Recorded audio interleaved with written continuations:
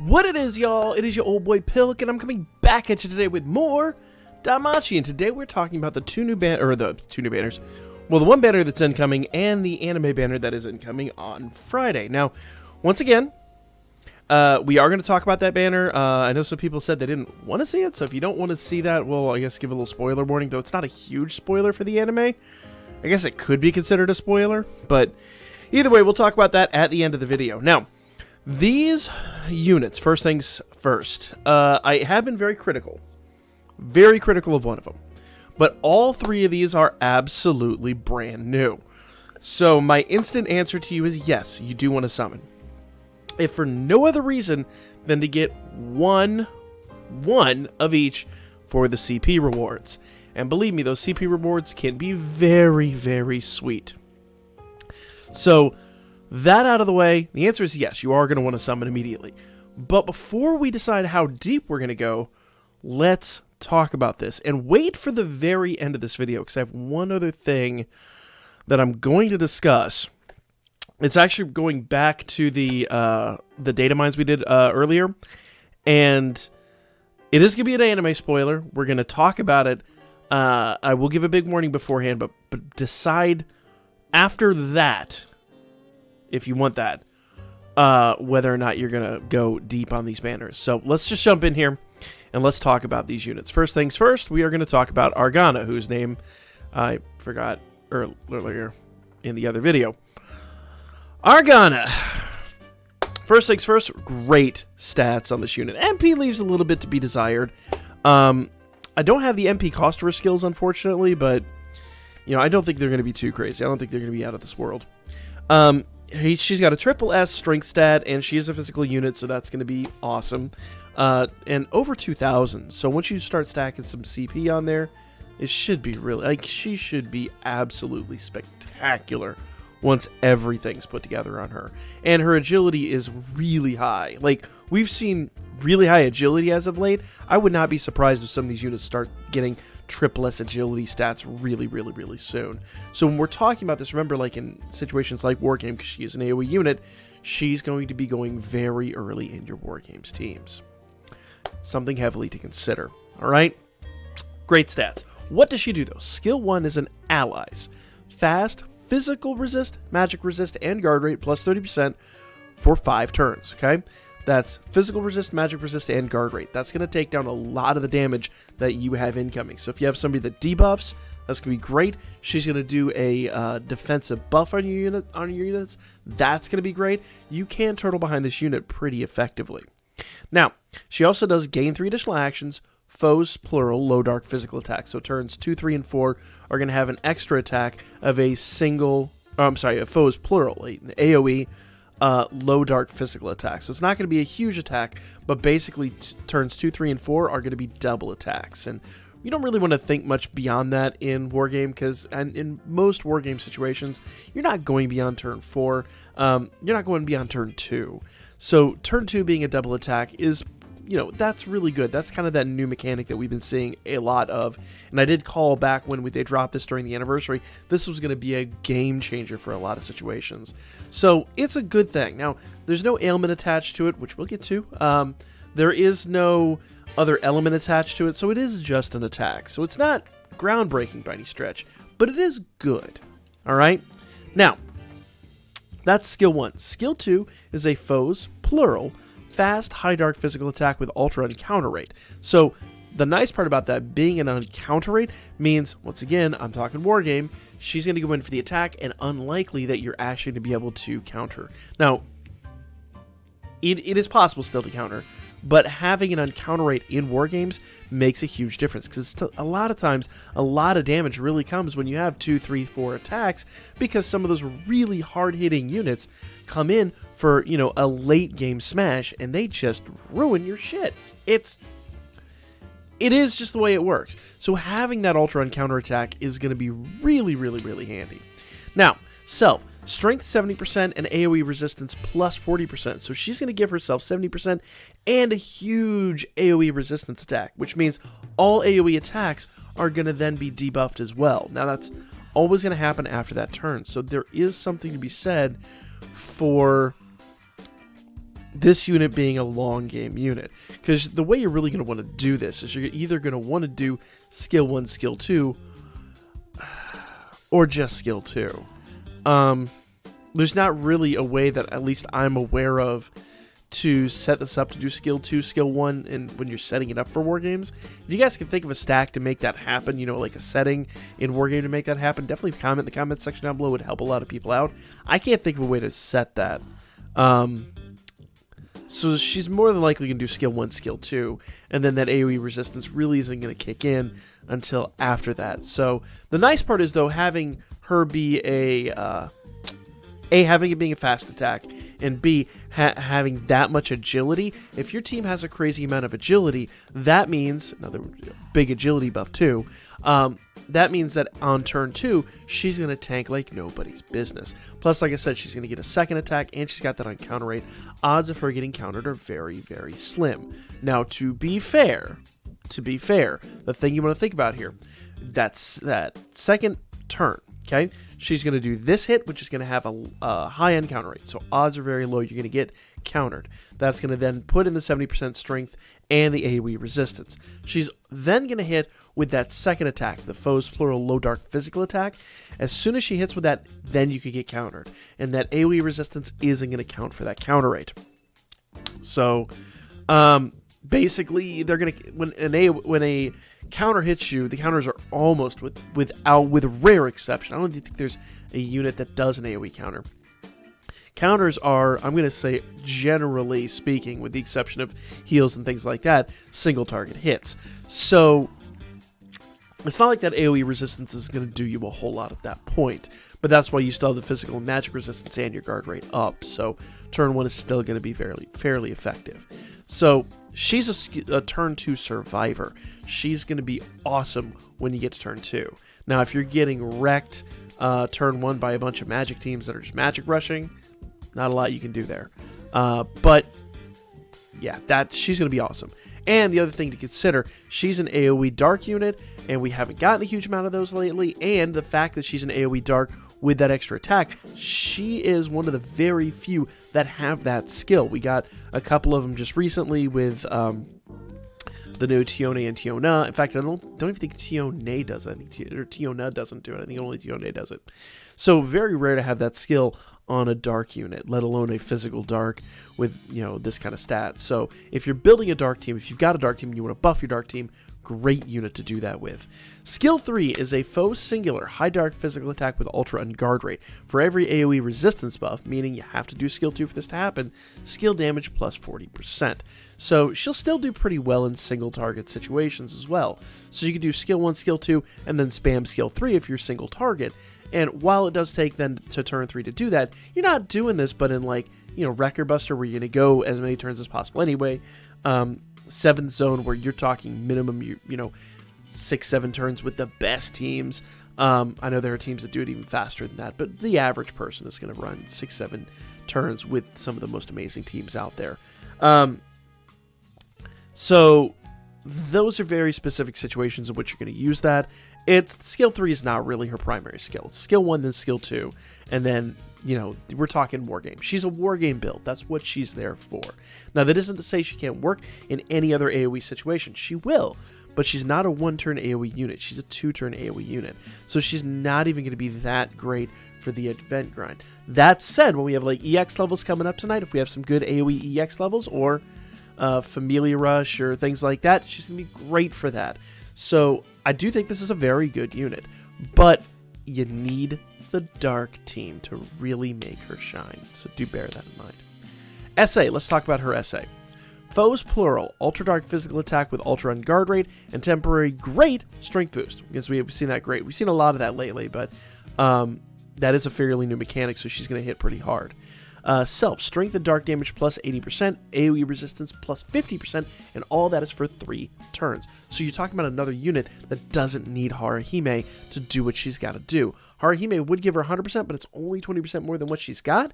If you're talking 7th zone, you're talking some of those, you know, quicker round matches, Familia Rush, Familia Royale, things like that, she's going to hold her own, and she's going to be able to do double SAs and really wreck house. Plus, that AoE resistance 50% is going to be awesome. So, Yeah. Really good unit. I really like this unit, and I'll definitely be going after this one myself. I like this unit a lot. Passives are light resistance plus 35%. Counters are dark element. Guard damage minus 30%. So, yeah, when she guards, she's gonna have damage reduced by 30% on top of what our guard already does. Crit damage plus 15%. Strength, agility, and dex are all plus 30%, and she's an ogre killer. So, and as we saw the other day with Familia Rush incoming, those are all going to be, Familia Royale incoming, those are all going to be ogre types. Expect them all to have some kind of weakness to the recent units we've gotten. So if you really want to be good at that, great units to acquire, or a great unit to acquire. Here's where I'm going to start getting a little critical, okay? We talked about this unit yesterday, and I really have a very hard time condoning this unit. First of all, the stats are absolutely fantastic. The stats are wonderful. MP is about the same. Strength is pretty close. So good stats all around. But let's talk about what she does, okay? And I want to analyze this in a lot of detail because this unit really underwhelms me in a lot of ways, okay? First things first, skill 1. Foes plural for 4 turns, penetration rate and physical resist minus 30%. So when you're using her with Arganna, basically that's going to be like she's going to do a big debuff. Arganna does a big buff, and it's going to be penetration rate and physical resistance down 30%. So everybody's going to do so much more damage on that team. That makes her actually quite viable as a sack unit. And remember, what did I tell you guys at the beginning? You want one of these units, okay? Only one is more than enough with her, so she's going to be a fantastic sack for dropping penetration rate and physical resistance, okay? So that is one great use she has. But for that, you don't need 2, 3, 4, 5 MLB of these units. All you need is just the one, and she's going to do her thing. And half the time when she gets killed, it's not going to affect your score. So you don't really care. Just give her some decent armor, let her go in there, let her get that skill, and let her get out of the way. So that right there is very useful. So I do like her for that purpose. But when we're talking about these, we're talking about units that you may or may not want to max limit break. Okay? Skill 2. Oh, I'm sorry. Skill 1 still gets a gain 3 actions. Foes plural low dark physical attack. Now here's where it starts to get interesting. For 1 turn, 35% HP poison. So that means for 3 additional turns, turns 2, turns 3, and turns 4, each turn, she's going to do a poison attack. Now, there's 2 ways to look at this, okay? If you're building a hardcore ailment team, and this is actually something that could put ailment teams back on the map. The ailment teams haven't really been great for a while.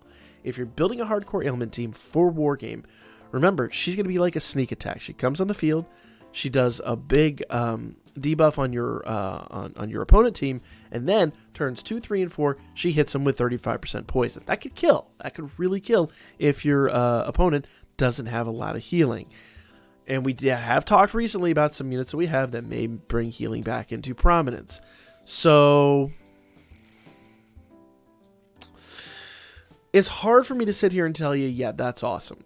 Because remember, Wargame is likely generally decided in turn 1 and turn 2. Turn 1 hasn't been a huge issue lately.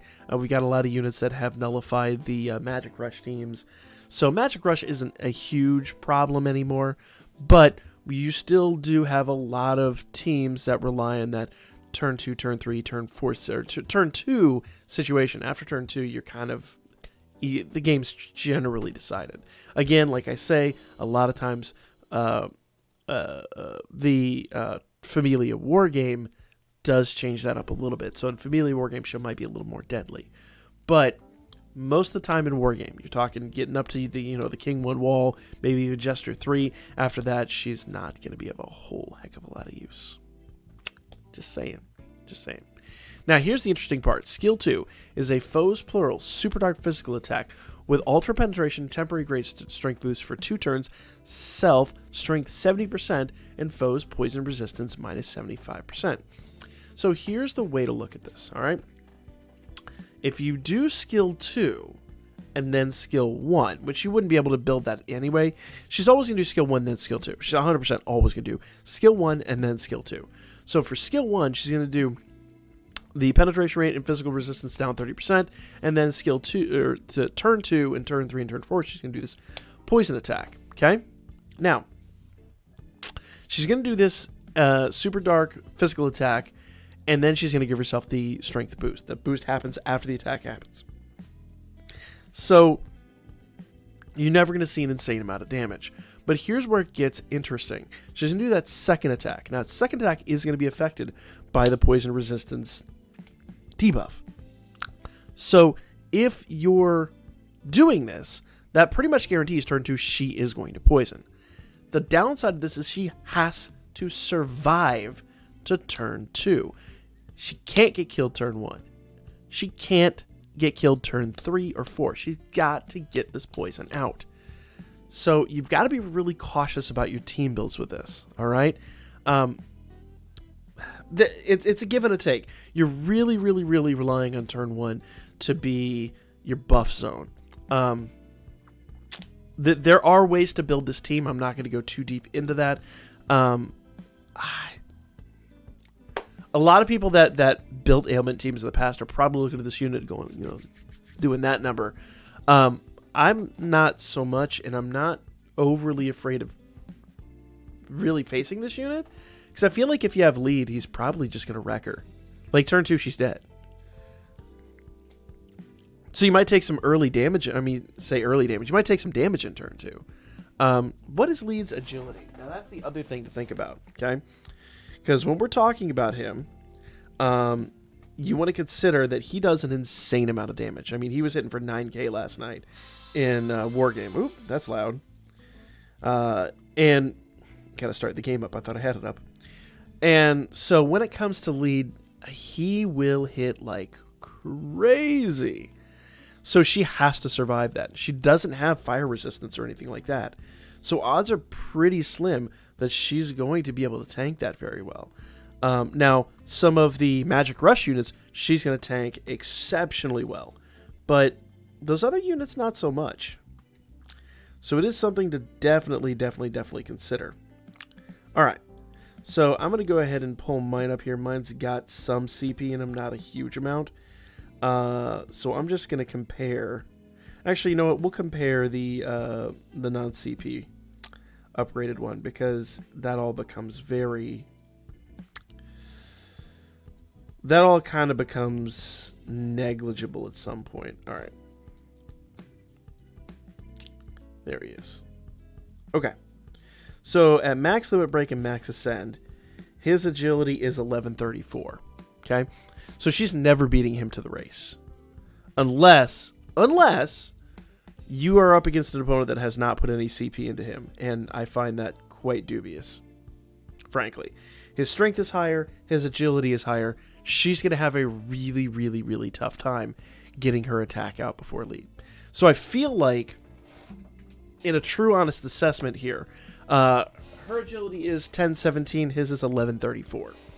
All right. So odds are pretty good.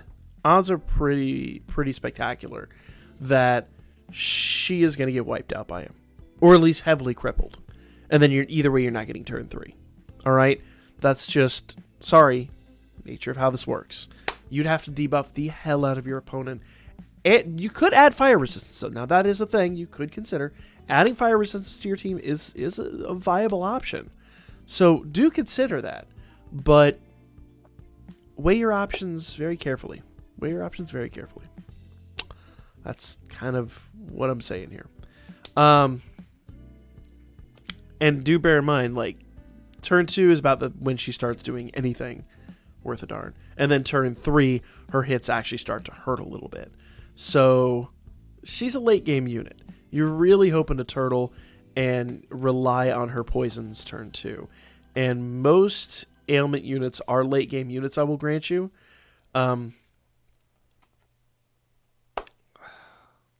Still very critical of her. I don't think she gets out her damage as early as she needs to. But turn 1, she'll be nothing. Turn 2, she'll be a menace. Turn 2, she'll be a nuisance. turn 3, she'll actually become a threat. But you gotta get to turn 3. That's my assessment. Maybe I'm being overcritical, but that's my assessment. I think she's going to be there for the sack, and that's kind of it. If you're building a Wargames ailment team, more power to you. Go for her. But if you're not looking to build an ailment team, probably consider something else. And she's going to be the first ailment unit that we've had in a long time. That's going to be a substantial threat, personally, I think. Maybe I'm wrong, because actually, if you think about it, they could do some basic ailments turn 1, wear down your ailment resistance, then use her turn 2. So there is a strategy to it. Like there's a lot of things to consider why she could make ailments relevant again. But I digress. Not terribly impressed. Make your decision. But if nothing else, get one of her for the CP rewards and for that sack ability. That's my 2 cents on it. Okay. Skill 3. High Dark physical attack with ultra critical rate if the enemy is poison, skill damage plus 60%. So you have to have the poison effective. Here's kind of the frustrating thing about skill 3. It's useless. It's pointless. Skill 3 will never, ever, ever be used. Because remember, the unit has to be poisoned. The poison lasts 1 turn. Ailments don't get replicated by Haruhime or anyone like that. So, when she does the extra damage, she does the poison. You know, she does the poison turn 2. Turn 3, the poison's gone. So you do skill 3, and then you poison.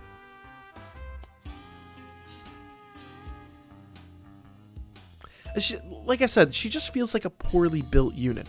Unless I'm just not understanding how she's going to be used in this respect. I just, like, her single target is just crap. She's a confusing unit, and I find it very hard to see a lot of value in her. Personally, that's me. Okay? But once again, she's going to be useless for everything, with one rare exception, and that is Wargame ailment teams. That's the only singular situation in which she's going to be useful. So make that decision wisely. SA is foes, plural, ultra dark physical attack with ultra penetration and temporary great strength boost. For 3 turns, 40% HP poison. Now, this is that rare situation where skill 3 then could become viable, but you're not going to use that. You're never going to use that. And remember, poison only affects in PvP. So, like, that's it. Wargame is the only time you're going to use poison at all. In PvE events, poison doesn't work. It's always disabled. So it's like, what even is this skill? My two cents of the matter. Let me know what you guys think. Passives: light resistance plus 35%, poison complete resistance. If enemy is poisoned, counter damage plus 60%, and counters are dark element. So her counters are going to be deadly. But once again, turns 2, turns 3, turns 4.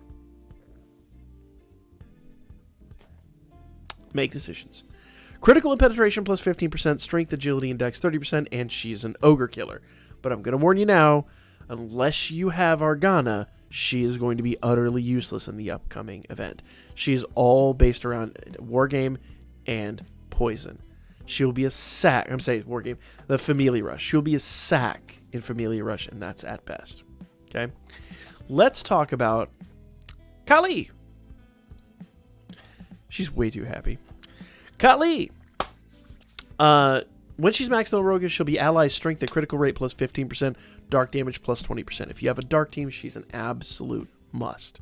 Absolute must. I believe that's the best dark damage we've had yet. I think everyone else has just been 15%.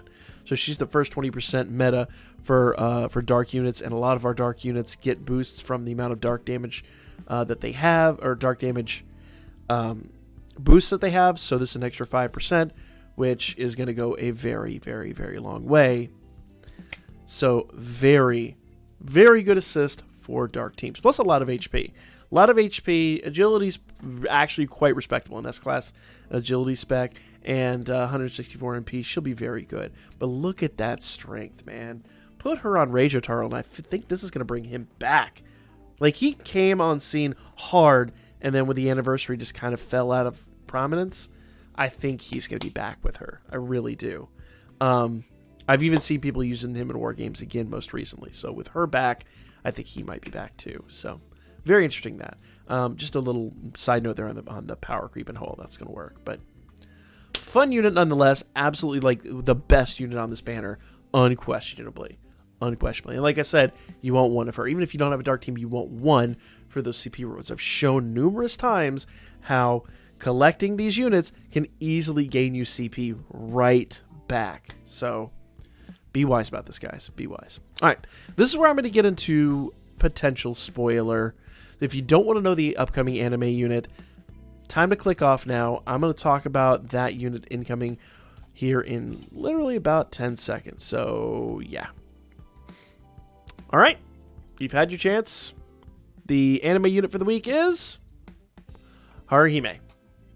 Now, it's Haruhime and Winnie, but it is literally called In Dreams Haruhime. So, the In Dreams Haruhime unit, supposedly, and this is thanks to, I believe, Mad Cow. So, Haruhime is going to be foes, plural, status buff -3 turns, and allies, HP regen 70, or sorry, allies singular. HP regen prioritizes an ally with the lowest percentage HP. So, in other words, another very specifically war game. Well, you can actually use this in PvE, believe it or not, but mostly war game design thing. What you'd want to do is you'd want to run somebody on the front line that can get killed. Turn 2, she comes in and she wipes out all the buffs that your opponents have put on them. So basically, she comes in, wipes out their buffs, and then they start fresh. Like, they've got to rebuff everything. And if you put her on a unit that comes in at the beginning, like gets killed turn 1, at the end of turn 1, when she comes in, they're gone. Now, you can't use swap anklets. That would kind of cheese it a little bit. It would be awesome if those worked, but you got to put like somebody on there that's strong enough to last to the end of turn 1, but get killed right then and there. Come in, nullify all those buffs. Beginning of turn 2, then she gets that. And whoever has the lowest HP at the end of turn 1, they get an almost instantaneous HP regen. 75% HP regen, mind you. So, a wonderful unit. A very, very, very good unit. That said, a very tricky unit to use and a wargame specific unit. But I'm sure everybody that is planning their Haruhime beam teams, they don't care. They're going to be going after this unit. Now, this is where I'm going to get deep into the spoilers, okay? If you don't want serious spoilers, like this is a very strong spoiler, you might want to end the video here. I appreciate you guys watching. If you do want a spoiler, I am going to make a prediction based on our data mines what might be coming up next week and why you might want to save some Iris. Okay? You've been warned. We're going to go into it right now. So if we go over to the data mines here, and we go back over here, now we got Asfi with her mask. We also know that incoming is this asset. Now, let me see if I can resize this a little bit so you guys can see it a little bit better. Well, actually, that should tell you everything you need to know right there. That's a great amount of detail. If this asset, still, hidden behind this, tells me that this episode of the anime probably is just going to introduce the character, we're probably going to get more background and more interaction in the following episode. Because all the trailers for the latest episode look like it's going to be Bell versus Styx. I think Bell versus Styx is going to be the big fight of the latest episode. And then this unit is going to be introduced at the very end of the episode. Now, I'm not going to go into light novel spoilers or anything like that. I'm going to go into speculation. All right? Based on what we suspect from this unit, I know a little more, but based on what we suspect from this unit, I'm not going to name drop or anything like that. You guys can... And please, don't just blatantly post spoilers in the comments. That's rude. And unfortunately, I don't have time to groom the comments a lot of times, so please just be kind to your the people that don't want spoilers. I see this unit either coming in next week or the week after. And this unit is going to be an absolute beast. But, no pun intended, but probably single target. That said, I think everybody's going to want this unit for a Record Buster. I really feel like this is going to be one of those units. I'm just going to throw that out there now. So save some Iris. All right? Hopefully that's as blatant as I can make it without, throwing around spoilers or anything like that. But for now, that is going to be the video. Let me know what you guys thought in the comments section down below. Please no spoilers in the comments. Please be kind. There are a lot of people that don't want spoilers. So just let's respect each other in that manner. For now, I'm going to call it there. I'll catch you all on the live stream tonight. 9 p.m.-ish. Hopefully around 9 p.m. Closer to 9 p.m. We're just trying to get it started at 9 p.m. tonight. Eastern time.